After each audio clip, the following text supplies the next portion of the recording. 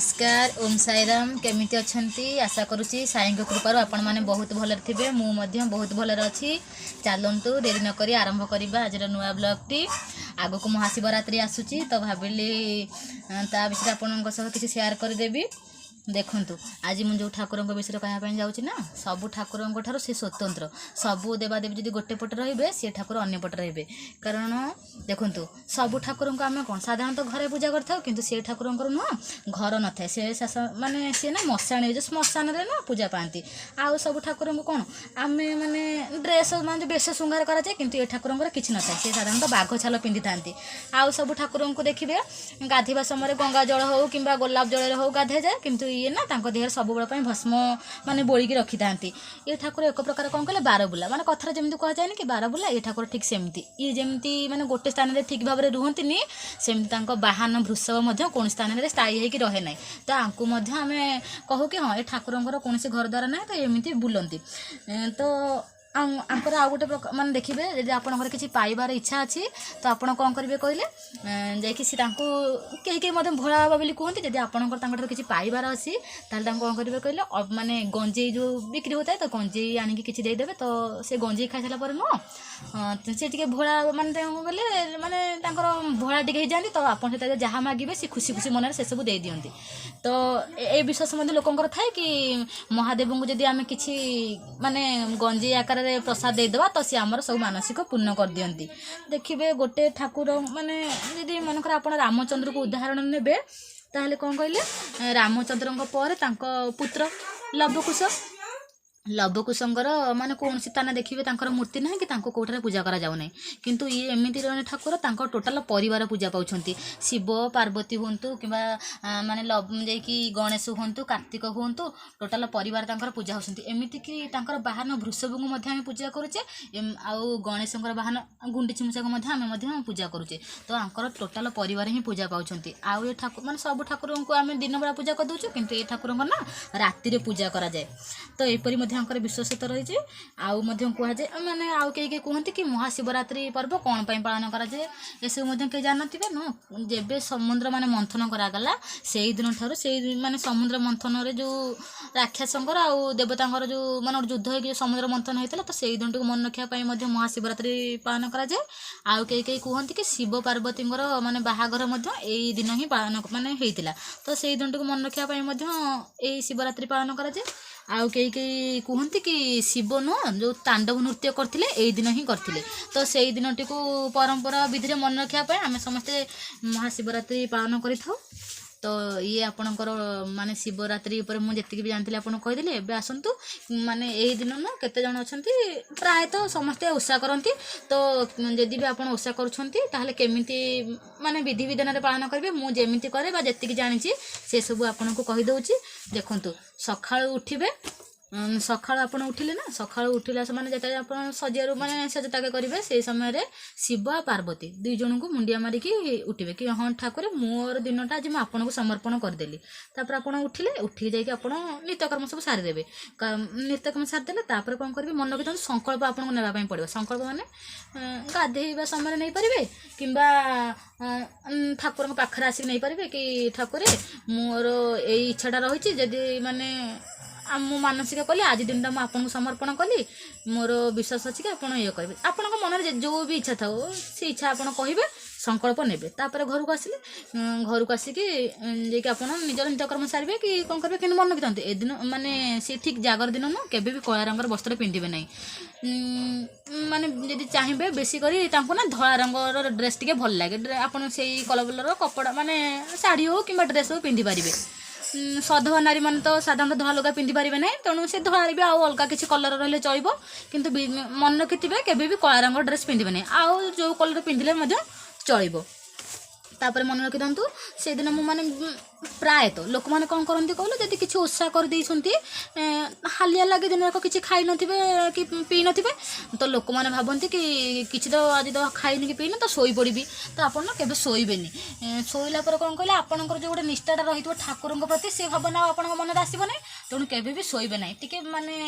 कौन कहले शोबा दूरे रही जिते पारे से ठाकुर नाम जप करेंगे कि ना भी आप যাই খালি ওম নম শিবায় ওম নম শিবায় চাହିଁବେ ଖାଲି ମନେ ମନେ ଗୁଣୁ ଗୁଣୁ ମଧ୍ୟ ହୋଇପାରିବେ ମନେ ରଖିଥିବେ। କିନ୍ତୁ ସେଦିନ କେବେ ବେଶୀ ଶୋଇବେ ନାହିଁ, ଦିନ ବେଳା କେବେ ବେଶୀ ଅଧିକ ଶୋଇବେ ନାହିଁ, ମନେ ରଖିଥିବେ। ଆଉ ସେଦିନ ଟୋଟାଲ୍ ଯେଉଁ କୁହନ୍ତି ନା ମୌନ ବ୍ରତ, ସାଇଲେଣ୍ଟ, ମାନେ ପୁରା ସାଇଲେଣ୍ଟ ରହିବା ପାଇଁ ଚାହିଁବେ। ବେଶୀ କଳିକଜିଆ ହଉ କିମ୍ବା ବେଶୀ କଥାବାର୍ତ୍ତା ହେବା ପାଇଁ ଚାହିଁବେ ନାହିଁ। ଏମିତି କଲେ ନା ଆପଣ ଯେଉଁ ସଂକଳ୍ପ ନେଇଥିବେ ସେଇଟା ଭାଙ୍ଗିଯିବ, ମାନେ ବେଶୀ କଥାବାର୍ତ୍ତା ହେଲା ଦ୍ୱାରା ମାନେ ସେସବୁ ଭାଙ୍ଗିଯାଏ ବୋଲି କୁହନ୍ତି। ତେଣୁ ଟିକେ ସାଇଲେଣ୍ଟ ରହିବା ପାଇଁ ଚାହିଁବେ। ଆଉ ଲୋକମାନଙ୍କ ମାନେ ପର ନିନ୍ଦା ହଉ କି ପର ଚର୍ଚ୍ଚା ହଉ କି ଅନ୍ୟର କିଛି ଅମଙ୍ଗଳ ଚିନ୍ତା ସେମିତି ଆଦୌ ବି କରିବେ ନାହିଁ। କେବଳ ଠାକୁରଙ୍କ ପାଖରେ ହିଁ ମନ ସେଦିନ ରଖିବେ, ତାହେଲେ ନା ଠାକୁର ଯେମିତି ହଉ ଖୁସି ହେଇଯିବେ। ତ ଇଏ ସରିଗଲା। ତାପରେ ଆପଣ କ'ଣ କରିବେ, ଠାକୁରଙ୍କ ପାଖକୁ ଯିବେ ଭୋଗ ନେଇକି। ଦେଖନ୍ତୁ ଠାକୁର ନୁହଁ କେବେ କହିନାହାନ୍ତି କି ମୋତେ ମାନେ ଦାମୀ ଦାମୀ କିଛି ଜିନିଷ ଆଣିକି ଦିଅ। ଆପଣ ଚାହିଁବେ ଯେ ଦୁଦୁରା ଫଳ, ଯେଉଁ ଫଳକୁ ନା ଆମେ ବିଷ ଫଳ ବୋଲି କହିଥାଉ, ସିଏ ଶିବଙ୍କର ବହୁତ ପ୍ରିୟ। ତ ଆପଣ ଚାହିଁବେ ଯଦି ସେଇ ଫଳରୁ ଗୋଟେ ହଉ, ଯେତିକି ଆପଣଙ୍କୁ ମିଳୁଛି ଆପଣଙ୍କ ପାଖରେ ଯେତିକି ମାନେ ଅଛି ସେତିକି ଗୋଟେ ବି ହେଲେ ବି ଚଳିବ, କିମ୍ବା ଦୁଦୁରା ଫୁଲ ମଧ୍ୟ ନେଇପାରିବେ। ବେଲପତ୍ର, ଯେଉଁ ତ୍ରିଶାଖା ବେଲପତ୍ର ବୋଲି କୁହନ୍ତି, ତାକୁ ମଧ୍ୟ ନେଇପାରିବେ। କ୍ଷୀର, ଫୁଲ ମଧ୍ୟ ନେଇପାରିବେ। ଯଦି ବି କିଛି ଆପଣଙ୍କ ପାଖରେ ମିଳୁନି, ଆପଣ ଜଣେ ସାଧାରଣ ବ୍ୟକ୍ତି, ସମସ୍ତଙ୍କ ପାଖରେ ସବୁ ମିଳିବା ସମ୍ଭବପର ନୁହେଁ। ତ ଯଦି କିଛି ନ ମିଳୁଛି, ଆପଣ ସାମାନ୍ୟ ଗୋଟେ ତମ୍ବା ଢାଳ ହଉ କିମ୍ବା ଯେକୌଣସି ପାତ୍ରରେ ହଉ କିଛି ମାନେ ଖାଲି ଶୁଦ୍ଧ ପାଣି ମଧ୍ୟ ନେଇକି ଶିବଙ୍କ ପାଖକୁ ଯାଆନ୍ତୁ। କିଛି ଦେଖିବେ ସେ ଜମା ବି ମାନେ ମନ ଦୁଃଖ କରିବେନି, ସିଏ ପୁରା ଖୁସି ହେବେ କି ହଁ କିଛି ନହେଲେ ବି ତ ସିଏ ମୋ ପାଇଁ ପାଣି ଧରିକି ଆସିଛି ନା। ତ ସିଏ ଖୁସି ଖୁସିରେ ଆପଣଙ୍କର ସବୁ ଇଚ୍ଛାକୁ ପୂର୍ଣ୍ଣ କରିବେ। କାରଣ ଦେଖନ୍ତୁ ଆପଣ ଜାଣିଥିବେ ଯେଉଁ ଶ୍ରାବଣ ମାସରେ ଲୋକେ କାଉଡ଼ି ଧରିକି ଯାତ୍ରା କରନ୍ତି ନା, ଯେଉଁ ଆମେ କହୁ, ତ ସେ ସମୟରେ ଲୋକମାନେ କ'ଣ କରନ୍ତି, କାନ୍ଧରେ ବାହାଙ୍ଗି ସାହାଯ୍ୟରେ ପାଣି ନେଇକି ଯାଆନ୍ତି। ତ ସେ ସମୟରେ ଲୋକ ପାଣି ନେଇକି ଯାଆନ୍ତି, ସେଇ ପାଣିରେ ବି ଠାକୁର ସନ୍ତୁଷ୍ଟ ହୁଅନ୍ତି। ତ ଆପଣ ଚାହିଁବେ ଯଦି କିଛି ନ ମିଳୁଛି ଖାଲି ପାଣି ମଧ୍ୟ ଠାକୁରଙ୍କୁ କିନ୍ତୁ ଭକ୍ତି ସହକାର ଦେବେ ଯଦି, ତାହେଲେ ଠାକୁର ଆପଣଙ୍କ ମନସ୍କାମନା ଯେମିତି ବି ମାନେ ଯେମିତି ଭାବରେ ବି ହଉ ପୂର୍ଣ୍ଣ କରିବେ। ତ ଆପଣ ଏଇସବୁ ସାମଗ୍ରୀ ମଧ୍ୟ ନେଇକି ଯାଇପାରିବେ। ତା ସହିତ ଦେଖନ୍ତୁ, ଯଦି ଆପଣ ଦୀପ ଠାକୁରଙ୍କ ପାଇଁ ନେବେ ତ ମନେ ରଖିଥିବେ ଦୀପରେ ନା ଆପଣ ମାନସିକ କରିଛନ୍ତି ଯେହେତୁ ଦୀପରେ ସବୁବେଳେ ଦେଖିକି, ଦୀପ ଯଦି ବହୁତ ବଡ଼ ହେଇଛି ତ ଯାଇକି ବହୁତ ମାନେ କ'ଣ କହିଲେ ଅଧିକ ମାନେ ମନେ କିନ୍ତୁ ଅଯୁଗ୍ମ ସଂଖ୍ୟାରେ ସବୁବେଳେ ସଳିତା ଦେବେ। ମାନେ ଯେମିତି ଅଯୁଗ୍ମ କହିଲେ ମାନେ କେମିତି କହିଲେ 1 ନହେଲେ 3 5, ତ ଏମିତି ଅଯୁଗ୍ମ ସଂଖ୍ୟା ଗୁଡ଼ାକରେ ଦେବେ। ତ ଆପଣଙ୍କ ଦୀପର ଆକାର ଅନୁଯାୟୀ କେତେ ସଳିତା ଦେଲେ ତାହା ଠିକ୍ ମାନେ କେତେ ସମୟ ଜଳିବ ସେଇଟା ଆପଣଙ୍କ ଉପରେ ନିର୍ଭର କରୁଛି। କିନ୍ତୁ ମନେ ରଖିଥିବେ ଅଯୁଗ୍ମ ସଂଖ୍ୟାରେ ହିଁ ଦେବେ।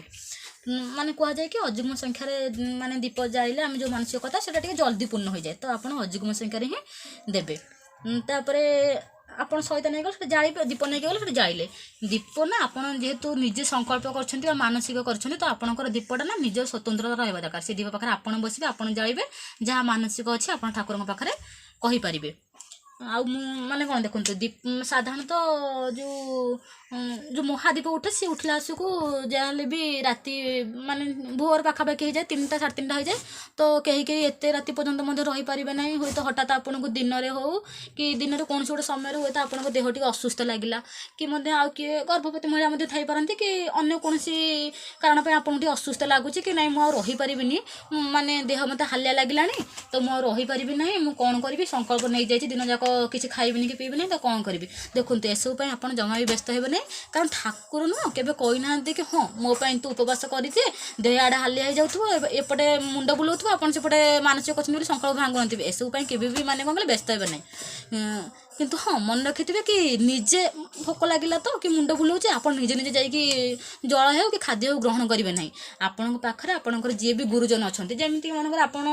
ଜଣେ ସ୍ତ୍ରୀ ଲୋକ କରୁଛନ୍ତି, ତ ଆପଣ ଚାହିଁବେ ଯେ ନିଜ ସ୍ୱାମୀଙ୍କ ଠାରୁ ପରାମର୍ଶ ନେଇପାରିବେ କି ମୋତେ ମୋ ଦେହ ଟିକେ ଅସୁସ୍ଥ ଲାଗିଲାଣି। ତ ସେ ସାଙ୍ଗେ ସାଙ୍ଗେ କହିବେ ହଉ ଦେହ ଯଦି ଅସୁସ୍ଥ ଲାଗୁଛି ତ ପାଣି ହଉ କି କିଛି ଫଳ ଖାଇଦିଅ ବୋଲି। ଆଉ ମାନେ ସେଇ ବିଶ୍ୱାସ ରଖିକି ଆପଣ ନିଜ ଘରେ ଯିଏ ବି ଗୁରୁଜନ ଅଛନ୍ତି ତାଙ୍କୁ ଥରେ ପଚାରି ନେବେ। ତାଙ୍କ ଆଦେଶ ନେଇକି ଆପଣ ଯଦି ଜଳ ହଉ କି କୌଣସି ଫଳ ଖାଇଲେ ତ ସେଥିରେ କିଛି ବି ଆଉ କ'ଣ କହିଲେ ମାନେ ପାପ ରହିବ ନାହିଁ କି ହଁ ଯାଇକି ଆପଣ ମାନେ ସଂକଳ୍ପ ଭାଙ୍ଗିଦେଲେ ବୋଲି। କାରଣ ଆପଣଙ୍କ ନିଜ ଗୁରୁଜନଙ୍କ ଠାରୁ ମାନେ ଆଦେଶ ନେଇଯାଇଛନ୍ତି, ତ ଠାକୁର ବି ଆଉ କିଛି ଆପଣଙ୍କ ଉପରେ ଅସନ୍ତୁଷ୍ଟ ହେବେ ନାହିଁ। ତ ଏଇ ଥିଲା କଥା। ହଁ ଆଉ ଗୋଟେ କଥା, ମାନେ ଏଇଟା ମୁଁ କେବେ ଜାଣିନି, କିନ୍ତୁ ଆମ ଘରେ ନା ବୋଉ ଏଇଟା କରେ କି ଯଦି ଆପଣ ସେଇ ଜାଗର ଦିନ ଯଦି ଆପଣଙ୍କ ଘର ଉପରେ କିଛି ଅଶୁଭ ଦୃଷ୍ଟି ରହିଛି, ତାହେଲେ ଆପଣ କ'ଣ କରିବେ କହିଲେ, ଲୁଣ ପାଣିକୁ ମାନେ ପାଣିରେ ଲୁଣ ଟିକେ ଗୋଳିଦେବେ, ସେଇ ଲୁଣ ପାଣିରେ ଘର ପୋଛିଦେବେ, ମାନେ ଘର ଚାରିପଟେ ଛିଞ୍ଚିଦେବେ। ଆମର ଘରେ ବୋଉ କରେ, ତ ମୁଁ ଜାଣିଥିଲି ବୋଲି ଆପଣଙ୍କୁ କହିଦେଉଛି, ଆପଣ ନିଶ୍ଚିନ୍ତ ଭାବରେ କରିବେ। ତ ଏତିକି ଆପଣଙ୍କ ସହ କଥା ହେବାର ଥିଲା। ମୁଁ ଯେମିତି କରେ ବା ଯେତିକି ଜାଣିଥିଲି କହିଦେଲି।